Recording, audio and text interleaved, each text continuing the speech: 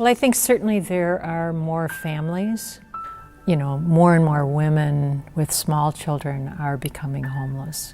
Trauma and tragedy doesn't discern between individuals based on status level, based on race.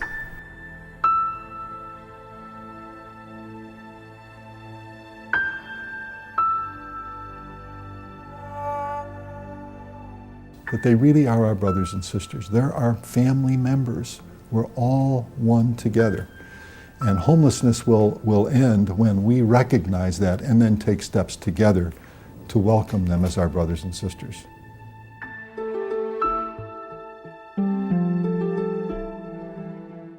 I used to always wonder, how could I change the world?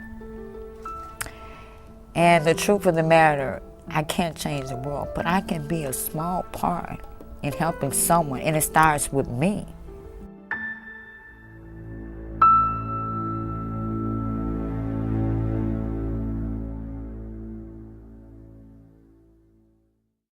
God didn't put us on here to live like this.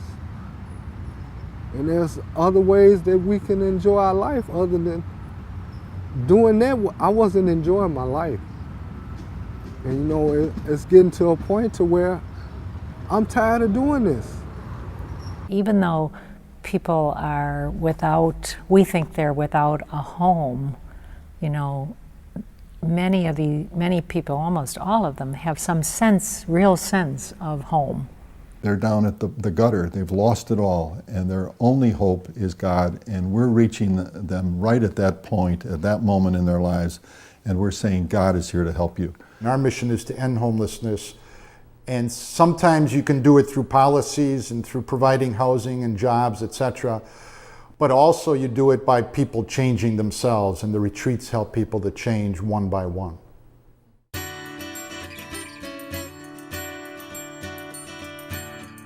There is nothing more Ignatian, there's nothing more Jesuit than taking the spiritual exercises of Ignatius Loyola and the poorest of the poor in our nation and putting them together. The genius of the ISP retreat is that it brings together the first week of the spiritual exercises with the third step of the 12-step recovery program. That third step where men and women turn their life and will over to the care of God. The first week of the exercises where the healing of one's brokenness is experienced. The Ignatian Spirituality Project is a program that does retreats for men and women who are homeless or in transition and also recovering from addiction. We have overnight and one-day retreats where we bring together men and women on separate retreats, about 10 to 12 retreatants per retreat, and everyone's able to share their story. I love it because it's all different ages and some people who have had a lot of experience in homelessness and others who are just interested both in spirituality and in, you know, kind of intersecting with people who are homeless and or have been homeless. And so I mean, it's a great group. We get to separating ourselves, thinking it's just me. I'm the only one going through this, so no one understands. And I think the meetings help me understand that there are other people that go through the same struggle, that have the same issues, and they're succeeding. Retreats provide an opportunity for people that have not had this to really have a safe place where they can share. And they share it with the group. And you see them heal. You see the healing take place. That's the greatest thing of this, when you see that. And then you know they've tapped in. They're gonna be okay.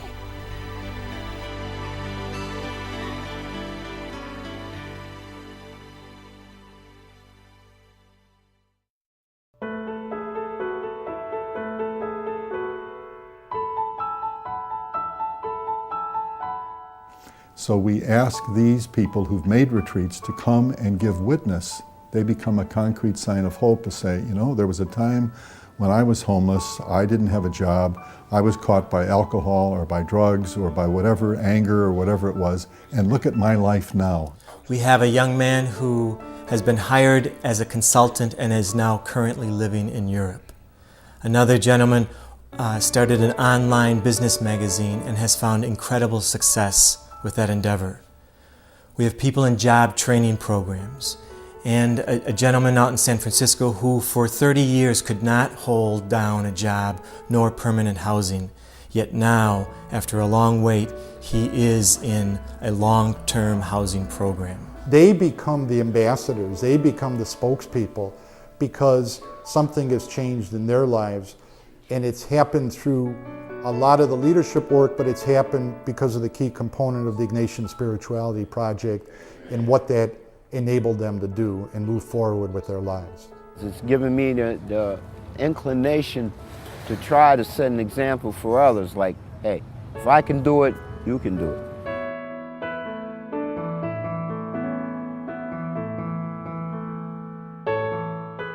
This is bigger than I ever thought it would be. I never thought that I would be a part of anything. And now to be a part of something so huge, where you can affect and touch so many people's lives in a positive way, a good way. It's a good thing.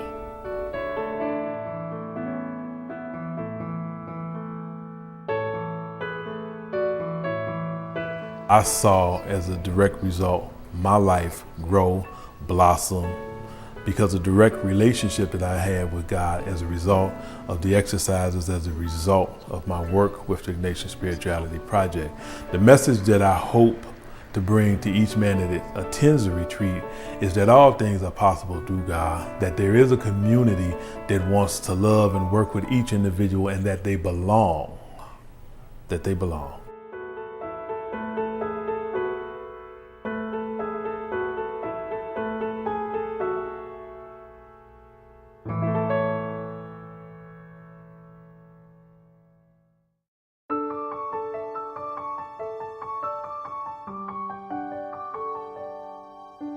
You know, we work with a lot of different agencies across the city and actually beyond the city.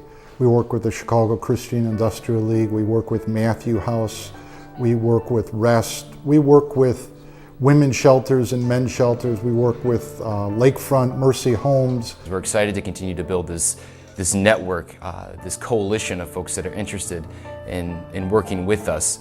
We come together twice a year from all over the country to share our ideas, to share what's worked, what hasn't worked, different models. The work that's being done with the men and women who come on a retreat are not being done in any government or city-funded human services department. It's a work that cannot be done in that aspect, but is most critical for people to be able to recover their lives.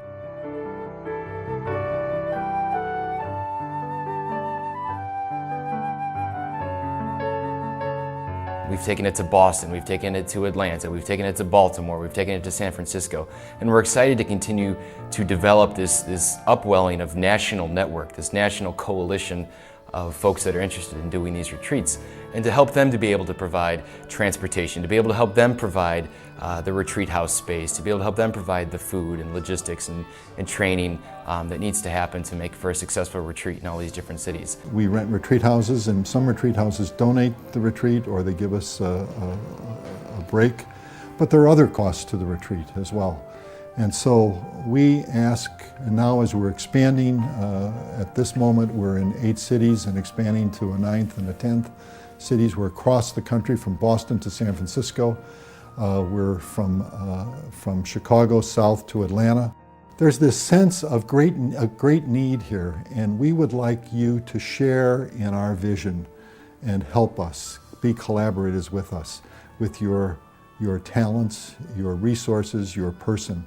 And so we turn to you to ask you to join us in this venture to collaborate in ending the injustice of homelessness.